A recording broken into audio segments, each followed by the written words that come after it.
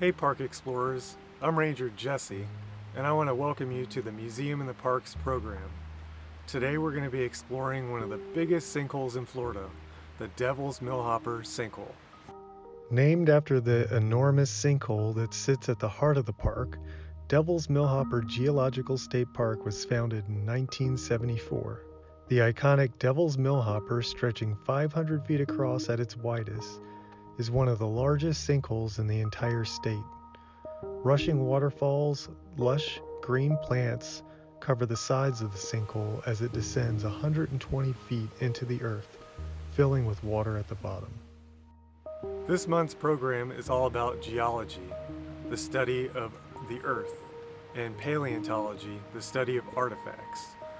Over the last 10,000 years, both animals and people have been drawn to the Devil's Millhopper sinkhole, and many bones and artifacts have been found in the sinkhole or within the layers of earth inside the sinkhole.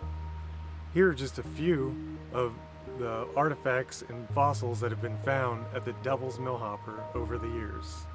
It may be hard to imagine, but millions of years ago, Florida was completely covered by water. Once part of an ancient ocean, sharks and fish swam around the very spot the sinkhole is in today. Though the water may have left a long time ago, ancient shark teeth can still be found inside the sinkhole, giving us hints into Florida's wet past.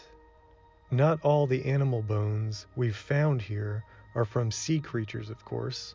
Prehistoric animals traverse the area as well, and their bones have been found deep inside the Millhopper.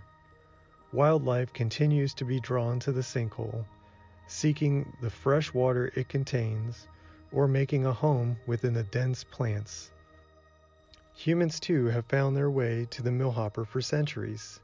Ancient artifacts like these projectile points tell us that even in prehistoric times, people traveled through this area and may have used the Millhopper for fresh water or hunting. Today, when we visit the park, we walk in the footsteps of all those who came before us. I'm sure there's still hundreds of fossils and artifacts hidden beneath the surface. While Devil's Millhopper seems huge, its size hides the fact of how fragile this place really is. See this groove here? This is how people used to get down into the sinkhole before it was a state park. What's left are scars from the past. While you explore, please keep these tips in mind to keep yourself and this amazing place safe. Always stay on the trail. The Devil's Millhopper is steep and full of fragile plants and animals. When we step off the trail, we risk slipping and falling in or hurting the plants and animals that cling to the Millhopper's sides for survival. Never pick up artifacts that you find in the park. By leaving them and notifying a ranger, we can help preserve the history they tell. Be prepared. Make sure you have sturdy shoes, sunscreen, and plenty of water before heading out on a hike around the sinkhole.